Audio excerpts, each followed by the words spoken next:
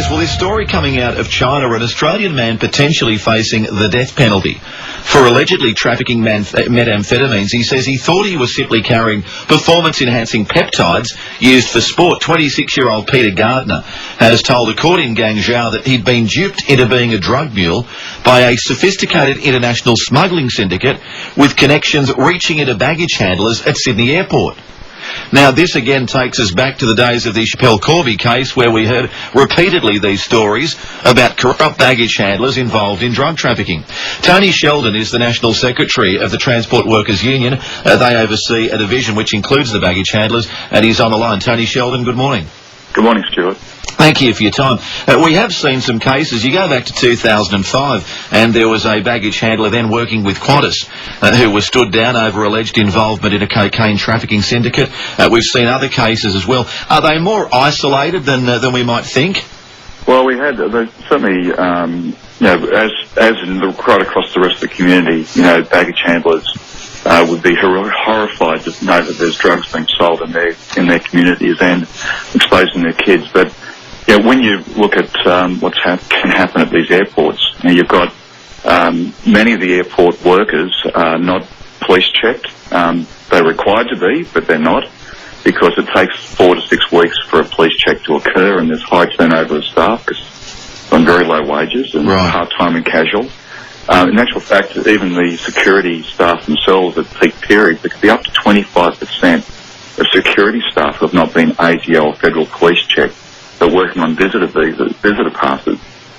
You've got people on immigration visas working at the airport because of the low wages. And you've got companies like Qantas. You rightly mentioned that example of 2005.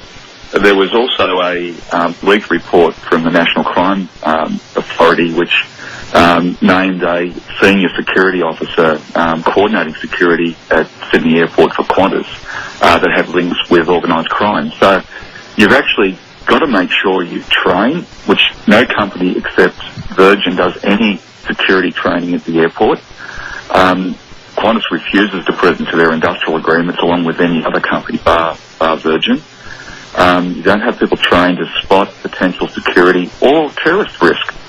So you've got a very porous airports around the country. There is not cooperation to try to turn around and fill those gaps, and they are potentially exposed to criminal activity and, of course, even the horrible potential of terrorism. Well, this is the point. I mean, they are very much on the front line. So you're saying in many cases you've got now an increasingly casualised workforce around baggage handlers, and as a result of those, in many cases, they haven't gone through police checks. They can take up to 6 weeks. But you're saying many of the security staff as well who are working at the airport, in some cases, you would reckon as many as 25% of those are operating on visitor passes, and they haven't undergone the relevant ASIO and federal police checks. That's right, and you know, who's checking the checkers? Well, they aren't.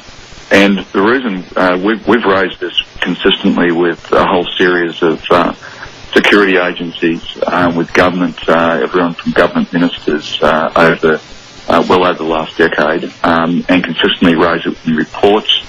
The Wheeler report, nearly a decade old, you know, highlighted these issues that we raised, and many of our baggage handlers and other workers at the airport raised about the weaknesses of security at our airports. And where does it come? I mean, is it part, in fact, because they argue, well, look, these are lower sorts of jobs, and therefore we're not going to employ people on a full-time basis, we're not going to pay them as much as we might have? Have pay rates actually fallen over time? What's happened in this area?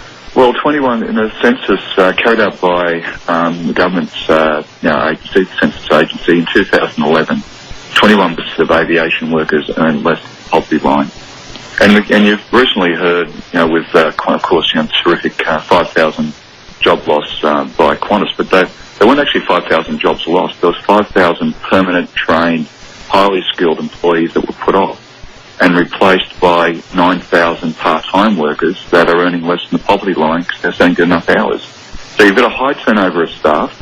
You've got companies like Qantas with their labour hire companies churning and burning staff, treating them like cattle, and then you've got people supposedly trying to keep, which we would hope, not being trained to actually keep our borders protected, let alone getting a fair income for their families. It's a cocktail for a very porous border protection.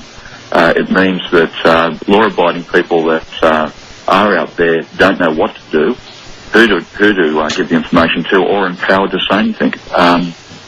So it wouldn't be inconceivable then, when we hear this story from China, that you know, there could be some sort of sophisticated syndicate that does have connections reaching into baggage handlers at Sydney Airport, simply because there are so many of them coming and going on a regular basis. Well, with such a high turnover, too many of both the security staff and baggage handlers that are on part-time casual work are highly turned over, and they haven't been ACL police checked. And companies are encouraging that to continue to happen. And for the people that are, which is a vast majority, like the rest of the public, that are law-abiding and would give somebody up in a blink of an eye if they thought they were drug runners, don't know what to look out for because they aren't trained and they aren't encouraged to identify it. So what are the criteria, I mean, for a baggage handler? I mean, and if these people are, you know, part-time, casualised, are they a part of your union? What's the process? Can they work without being a member of the union or not? Well, it's up to people whether they wish to join or not. And of course, we do have high unionisation, and we've said to certainly even during the Chappelle Corby incident, you know, we held meetings out at the airport, again encouraging the companies to do training. They refused, so we held meetings out at the airport and said, look, if anyone has any information, there's two things: go to the police, and secondly, if you have any concerns, then we'll provide our lawyers to take you to the police. If there are concerns about that someone might victimise you, because this isn't about a baggage handler. It has to be run by a manager. It has to be run by, you know, a syndicate's not going to leave it to, I would think, no, that's right, to Joe Blow, yeah. To Joe Blow. But the borders are porous. And what's happening is that, you know, these are the same companies that are not putting in processes, are putting in high turnover, and are making our borders unprotected because they want a quick buck, but also making sure that we are at high risk, both terrorism but also criminal activity. I mean, it's incredible to think as well, you know, the billions of dollars we've spent over recent years in terms of protecting our borders, the efforts we go to at our north with the asylum seekers, the focus we've had on the war on terrorism, and yet here we see front lines at major airports around the country, and we've got a whole heap of people who are coming and going without having had police checks, without ASIO background checks, without federal police checks, and yet they are a key part of that frontline border protection. It's absolutely right, Stuart. And it's not, you know, like we always quote. There's a number of porous access points at our airport that you can go on airside, whether it be international or domestic. We raise these consistently with the right authorities. But it's not as if we're actually blowing the whistle, which is going to attract terrorist or criminal activity there, because thousands upon thousands of people know those weaknesses exist. They know that those weaknesses occur, and even, of course, we had, you know, a convicted terrorist who was convicted in France, who was a baggage handler at the airport just before the Olympics. Yes, that's right. In 2000, and you know, we've consistently used that example why they have to have better training, why they have to make sure that they keep a steady workforce that's highly vigilant and well trained that can raise these issues against their managers if they're part of the syndicate. At the moment, we're pretty reluctant to raise an issue on any issue regards to management there, because you're part-time casual and you get knocked off. Now, I would think that every ordinary person saw their manager was a drug smuggler, they'd give them up. But if there's something out of the ordinary that seems peculiar, you're less reluctant to raise it unless you know that it's a fact. But if you were secure, you would raise your concerns and say something needs to be looked at here. But it doesn't happen now because of the insecurity of the work out there. No, that's right. Yeah, and equally as well, you haven't got the same degree of investment of your time in a job either, so you're less likely to bell the cut either. Look, I appreciate your time this morning on this, Tony. It's good chatting with you. Yeah, good chatting to you too. All the best to you. Tony Sheldon, who's the National Secretary of the Transport Workers Union, they oversee the baggage handlers. It's a major problem. And if you work at the airport, you might have some thoughts on this. We can take you confidentially, using other names, whatever you like. But you look at a situation like this and think about the billions of dollars we are spending, both from a customs viewpoint, but also from a terrorism viewpoint. And to imagine you've got a whole heap of people who are potentially coming and going, part-time and casual workers, many of whom haven't undergone the police checks. And so it's not surprising that we continue to hear these suggestions that there could be some sort of syndicates operating which reach into baggage handlers at Sydney Airport.